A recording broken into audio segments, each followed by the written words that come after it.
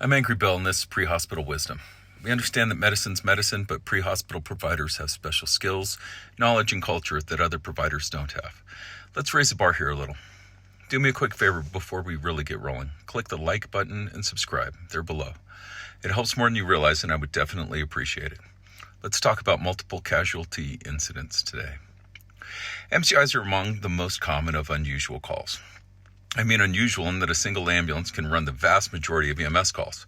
It's kind of unusual to need additional buses, but not all that unusual, right? It's something you can expect to do in your first month on the job and continue to run for the rest of your career. Most places define an MCI as an incident that requires more resources than can be provided at once. In a vernacular sense, though, a paramedic referring to an MCI is probably talking about a multiple patient scene. Think of the M in MCI as multiple, not mass. I think of incidents as MCIs when it requires a 3-ambulance response to deal with the sick and injured. So in this post, when I'm talking about an MCI, I'm talking about a scene like that. I know that a 5-victim grinder with 3 ambulances isn't overwhelming to an EMS system and doesn't represent mass casualties, but the principles are the same. Multiple casualties. Think about how easy it is to get into a 3-unit response. It's a really common situation. Car crashes do it all the time. A decent fight can do it. Shootings, carbon monoxide, weddings, structure fires.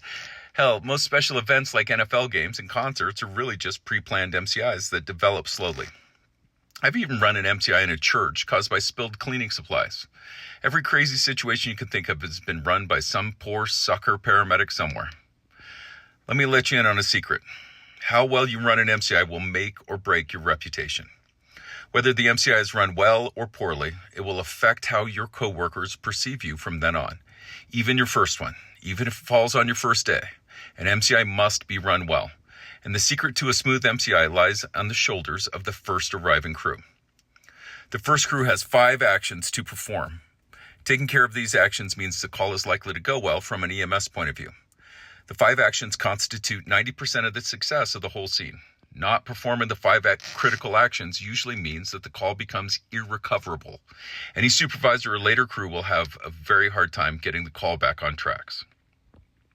The actions are simple. 1, identify the call as a big deal. 2, request more help. 3, get onto an MCI channel. 4, start getting bed counts. And 5, set up the scene the way you want it run. That's it. If you do this, the call is much more likely to run smoothly, like 90% more likely. And these are tasks you can do on your first day on the street. So first off, identify the call as a big deal. You arrive on scene to find a 3-vehicle highway accident. One of the vehicles is a fully occupied school bus that rolled over.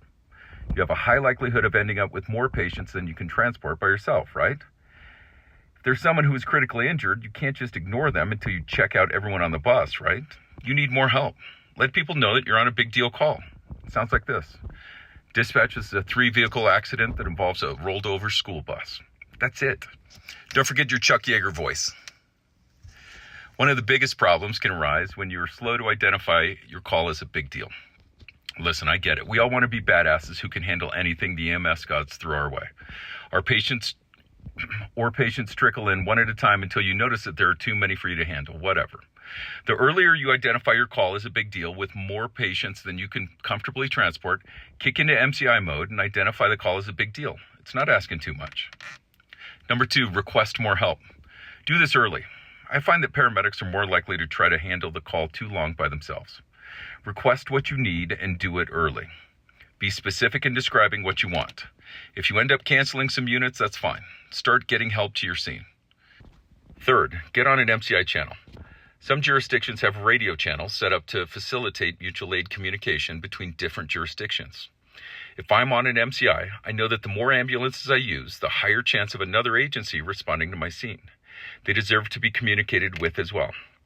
In addition, an MCI can clog up a radio channel, and there are other calls going on in the system. So switch everyone involved to a tactical channel that most agencies possess. 4th, request a bed count. This step is needed more as transport numbers increase. 3 patients being transported in 3 ambulances probably don't actually need a bed count. But as the number of transports increases, hospital systems become more stressed. Requesting a bed count early is important for a few reasons.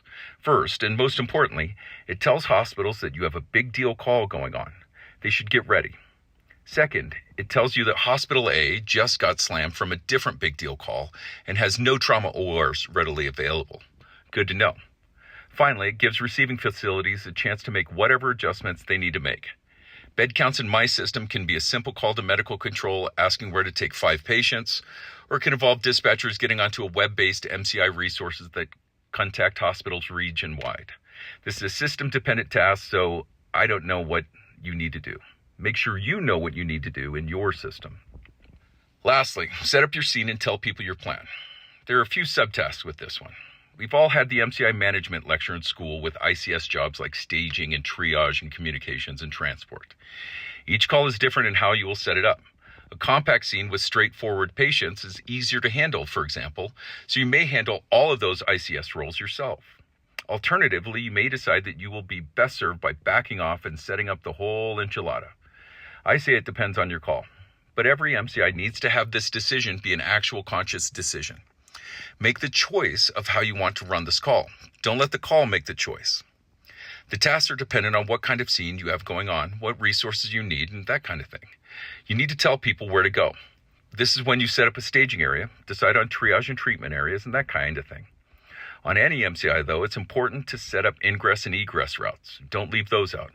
Be specific as to how you want people to approach your scene. It will cut down on freelancers. For example, have the first 2 units come to me at mile marker 123. Have units after that stage on the northbound highway at mile marker 122. I want cars to enter from the south and exit northbound. It's not that hard. One final point. This has to be practiced all the time. The way to get good practice is to implement a plan like this on every call where you need 2 or more ambulances. I despise disaster drills. I hate tabletop MCIs. Whatever the emergency managers and chiefs and administrators have in mind doesn't matter because it's the first medic on scene who sets these calls up for success or failure. Don't wait for a school shooting to try to remember all of this. Your whole system should have this as second nature based on running dozens of car crashes and fights that result in multiple responses. That way, when the big one does drop, it's simply run using your normal, everyday practice. Let me know what you think of this. If you found value from this video, click like and subscribe. One of the most helpful things you can do is to share this content with someone you know. Click here for another video or click over here on this side for the channel page and all videos. Subscribe's another button down below. I'm Angry Bill. This is Pre-Hospital Wisdom. And until next time, stay safe.